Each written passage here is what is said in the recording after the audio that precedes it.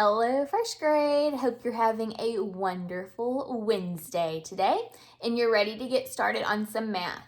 So remember, our math fact strategy for the month of November is doubles minus 1. So we're going to do a number talk using the double minus 1 strategy. Okay, so in order to use this math fact strategy, don't forget when you see an equation, in order to use double minus 1, the two add-ins have to be right next to each other on the number line. Are 7 and 8 right next to each other on the number line? They are. So we can use double minus 1. Okay, so first let's build this problem on the 10 frames here. So 7, there's 5, 6, 7, and then 8. 1, 2, 3, 4, 5, 6, 7, 8. Okay, so here is 7 plus 8. Now to do double minus 1, what we're going to do is double the largest add-in first. So the larger add-in is 8. So we're going to do 8 plus 8. 8 plus 8 is what? 8 plus 8 equals 16. Okay? And then we've got to take that 1 that we added away. So 16 minus 1 equals 15. Okay? So that means 7 plus 8 is 15. We just doubled using the larger number. We did 8 and 8, and then we took 1 away to get our answer. So in order to do double minus 1 or double plus 1, you really have to know your doubles first. So if you still struggle with your double facts, practice those. That way you can get really good at doing the double plus 1 and double minus 1 strategy. Let's do one more together without using the 10 frames.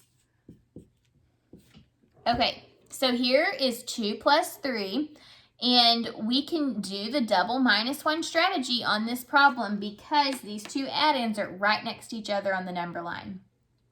So when we do double plus 1, we're going to choose the largest add-in first.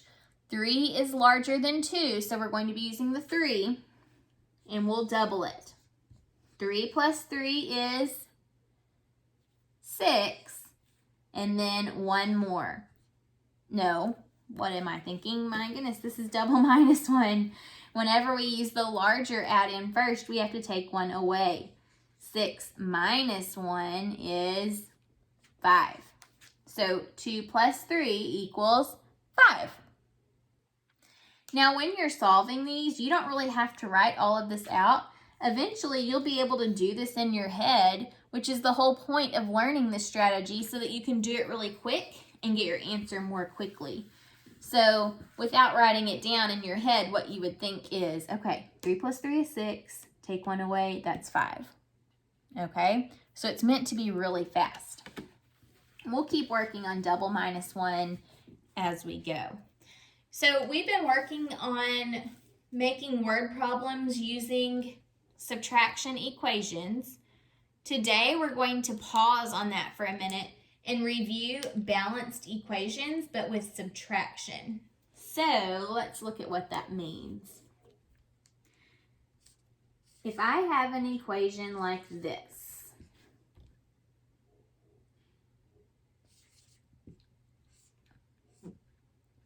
whenever we have to balance it, we're trying to make each side of the equal sign equal the same amount, remember?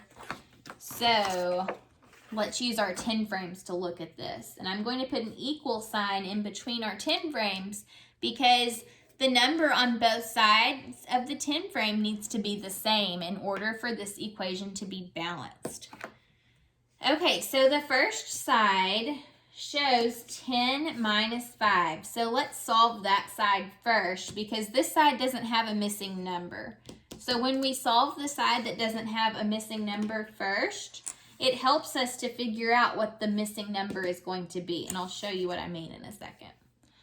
Okay, So this side shows 10, then minus 5. So we have our 10. Now let's take 5 away.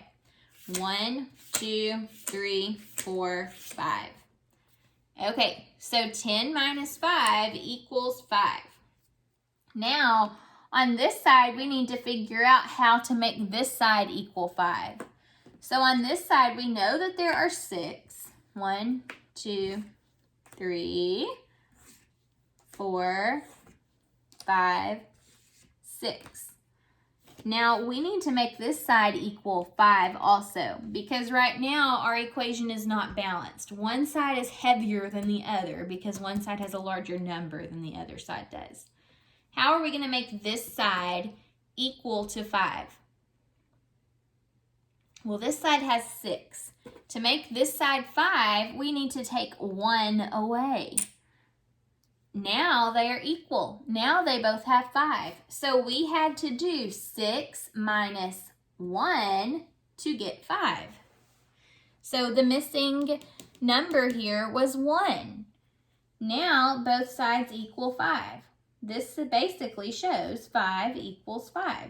Is that true? Is 5 equal to 5? Yes, they are both the same.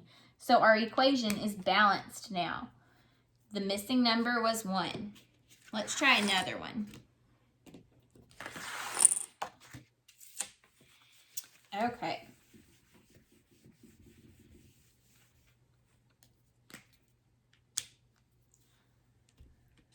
Say I have,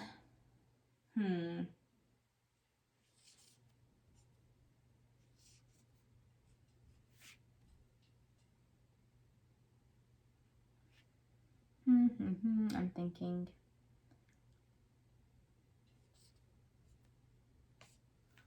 Okay, I have 8 minus 2 equals 7 minus something. So let's use my 10 frames to help us solve this. Okay, the side that we're going to work first is the side that's not missing anything, and that's this side. So let's figure out what 8 minus 2 is first. So I need to build 8. 1, 2, 3, 4, 5, 6, 7, 8. And then I need to take 2 away. So 8 take 2 away. 1, 2. How many am I left with now? 1, 2, 3, 4, 5, 6. So 8 minus 2 is 6. Now I need to make sure my other side equals 6 too. So the first number that we know about on the other side is 7. So let's build 7. 1, 2, 3, 4, 5, 6, 7. Okay, are these two sides equal right now? Look at the 10 frames. Are they equal? No, one 10 frame has more than the other. So we need to make sure that this side equals 6, okay? So in order to do that, what do we need to do? Right now we have 7. So if we take this one off, now are they equal? They are. So this shows us now that the missing number must have been 1. Because when we had 7 and we took 1 away, it was equal to 6. So now our equations are balanced, or our equation is balanced. 8 minus 2 equals 7 minus 1. They both equal 6, and so this shows 6 equals 6. Let's try one more together.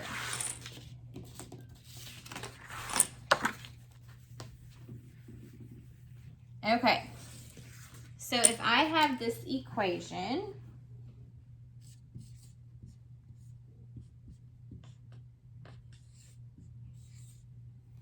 let's solve it to figure out what the missing number is. And I'm going to put an equal sign between my 10 frames because we want them to be equal. Okay, so the last two problems that we've done, the missing number has been on this right side of the equation, but this time it's on the left side. That doesn't matter though, it's okay, we can still figure it out. We're just gonna start by solving the right side first. 5 take away 0. So first we're going to build 5 on our 10 frame.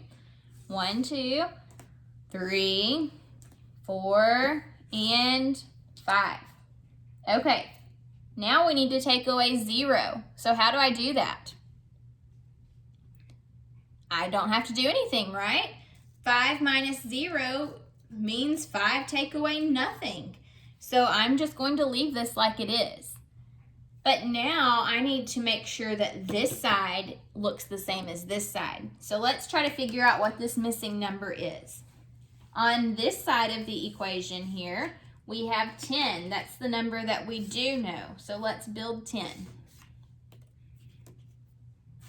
1, 2, 3, 4, 5, 6, 7, 8, 9, 10.